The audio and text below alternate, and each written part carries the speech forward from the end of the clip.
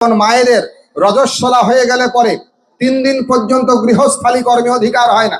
ভগবান বিষ্ণু বলেছেন রজস্বলা চতুর্থয়াহানি স্নানাৎ শুদ্ধতি। বিষ্ণু সংহিতায় ভগবান বিষ্ণুর বচন। রজস্বলা হয়ে গেলে পরে মায়েদেরকে 3 দিন পর্যন্ত গৃহস্থালীর কর্ম করা উচিত নয়। আর স্নাত্বা সাতু মহাভাগ পঞ্চমাত্ম দিনাৎ পুনঃ যথার্হম কুরুতে কর্মমচ্চিত্তা মৎপরায়ণা। বরাহ পুরাণে ভগবান বিষ্ণু বলছেন পঞ্চম দিবসে গিয়া, অর্থাৎ যেদিন রজদর্শন হবে সেদিন থেকে গণনা করে পঞ্চম দিবসে যখন যাবে তখন তার মন্দিরে প্রবেশে অধিকার হয়, দেবতা বা পিতৃকর্মে অধিকার হয়।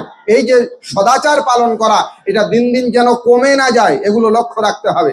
শারীরিক সদাচার, আর কি বলে মানসিক সদাচার, মনটাও পবিত্র রাখা চাই। দেহ এবং মন দুইয়েরই সুচিতা বা শুদ্ধতা দরকার। যেমন আমার কাছে এখানে আছে আমাদের পলাশদা। পলাশদাকে বললাম যে দাদা আমার তৃষ্ণা লেগেছে, আমাকে জল দিন। পলাশদা দৌড়ে গিয়ে জল নিয়ে আসলেন গ্লাসে করে। দেখা গেল গ্লাসটা অত্যন্ত পরিষ্কার, ঝকঝকে পরিষ্কার গ্লাসে জল এনেছেন পলাশদা, কিন্তু যে জলটা আমাকে খেতে দিয়েছেন জলটা নোংরা, অপবিত্র, ময়লা। আমি খেতে পারবো? পারবো। বলে না, জলটা নোংরা, আবার নিয়ে আসুন।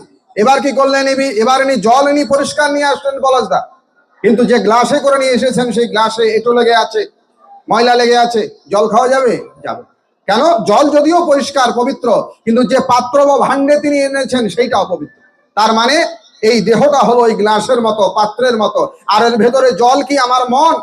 যেমন জল পরিষ্কার আছে, কিন্তু দেহ মানে ভাণ্ড যদি অপরিষ্কার থাকে ওটা গ্রহণযোগ্য নয়। আবার ভাণ্ড পরিষ্কার আছে, জল অপরিষ্কার, ওটাও গ্রহণযোগ্য নয়। তদ্রূপ ভাবে আপনার শরীর এবং মন দুইটাই পবিত্র রাখা চাই, দুইটাই সূচি রাখা চাই। এই জন্য দ্বিতীয় সদাচার বা দ্বিতীয় সূচিতাকে বলে মানসিক সূচিতা।